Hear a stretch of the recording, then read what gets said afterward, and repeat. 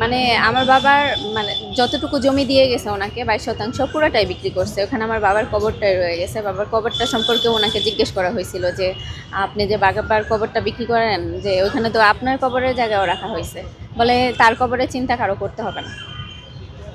এখন বাবার কবরটা নিয়েই আমাদের চিন্তা। আসলে যাদের কাছে বিক্রি করছে ওরা তো আসলে যারা নিয়েছে তারা তো অ্যাকচুয়ালি কবরটা রাখবে না। ছেলেটা আমাদের বাসায় ভাড়া ছিল, তার মানে কন্টিনিউই ছিল, কারণ ওই ছেলেটাকেই সে বিয়ে করছে। ওই দিন আমাকে মারছে সে রীতিমতো। সে এক হাত ধরে রাখছে, আমার মা আমার মারতেছে, সে আমার মারতেছে। যেদিন আমাকে থানায় অ্যারেস্ট করতে আসে বলে আমি নাকি নেশা টেশা করি, আমি নাকি নেশা করে মারধর করি। আর এই ছেলে বলে যে ওনাকে নিয়ে যান, আর আমার পুরা বাড়ি দখল করে নাকি দেখাবে সে। আমাকে রীতিমতো হুমকি দিছে যে তুই পারলে এটা ঠেকাইস, আমি আমি এই বাড়ি দখল করে দেখাম। চেষ্টা করছি যে সমাজের মানুষ এটা সমাধান করবে। সবাই জানে, এলাকাবাসী সবাই আমাকে অনেক সাপোর্টও করছে। আসলে কি মার নামে লিখে দিয়ে গেছে তো এই জন্য আসলে কেউ আগাইতে চায় না। যেই এখন আসে সবাইরেই বলে যে আমার মা মামলা দিবে, যেই আসে। আমার ওই যে সংবাদ সম্মেলন হয়েছে, ভিডিও যে করছে, ভিডিওতে যারা যারা ছিল আমার আত্মীয় স্বজন সবাইকে এখন রীতিমতো হুমকি দিচ্ছে যে সবার নামে মামলা করবে সে। এই গতকালকেও গিয়েছিলাম, কিন্তু আমার মামলা নেয় নেই এখন পর্যন্ত। বলল যে নিবে, আমাকে জাস্ট আশ্বাস দিচ্ছে যে আমি মামলা নিব। অবশেষে আমি কোর্টে যাওয়ার ট্রাই করতেছি, কারণ আমি টিকতে পারবো না, আর আমি আমার সম্পত্তি রক্ষা করতে পারবো না। এমন কোনো মানুষ নাই আমাকে জিজ্ঞেস করে নাই যে আসলে কি আপনার আপন মা। জন্মের পরে থেকে আমি জানি সেই আমার আপন, যারে আমি সবচেয়ে বেশি দুনিয়াতে বিশ্বাস করছি। সবাই বলে না যে সবচেয়ে বেশি কাছের থাকে সেই নাকি সবচেয়ে বেশি ক্ষতি করে। আমার লাইফটা তাই হয়েছে, সবচেয়ে বেশি তার মাধ্যমেই হয়েছি আমি। কোনো অসুবিধা ছিল না তখন। পরিবর্তন এই যে বিয়ের পরে ওই ছেলেটার কারণেই হচ্ছে এখন, কারণ ছেলেটা তো ইন্ধন যোগাতে আছে।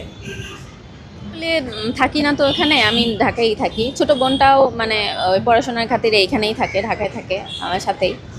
তো ওইখান থেকেই আমরা দুইজন আলাদা, ওখানে আব্বু আম্মু আর আমার ছোট ভাই তিনজন ওরাই থাকতো। আর আব্বার বিজনেসের কাজে ম্যাক্সিমাম টাইমে উনি ট্যুর বিভিন্ন জায়গায় থাকতো। ভাড়া ছিল 1.5 বছরের উপরে। ছেলের কোনো ডিটেলস আমি জানি না, শুধু এটা জানি ছেলের বাড়ি রাজশাহী। ওনার একটাই কথা, ওই ছেলে ওনারই কাছে ইম্পর্ট্যান্ট, আমরা কিছু না, আমরা কোনো কিছু যায় আসে না তার। আপনাদেরকে আমি ব্যাখ্যা দিয়ে শেষ করতে পারবো না। এরকম কিছু প্রমাণ করতে হইলে অবশ্যই আপনি ওই যে আমাদের যে এলাকাবাসী আছে ওনাদের কাছে জিজ্ঞেস করতে পারেন যে আসলে ভুক্তভোগী কারা হচ্ছে। কারণ আমি 2 বছর অপেক্ষা করছি, 2 বছরে অবশেষে আমার এই পদক্ষেপে আসতে হয়েছে। না হলে তো আমারও একটা তো মান সম্মান আছে। মার কথা কে বলতে চায় এভাবে? মার কথা বলা মানে তো আমার উপরেও আসা। তারই তো সন্তান আমি। আপনারা তো অবশ্যই আমাকে বলবেন যে আপনারই তো মা। তো না, এখন হচ্ছে গিয়ে উনি পুরো সম্পদটা বিক্রি করে দিছে যাদের কাছে।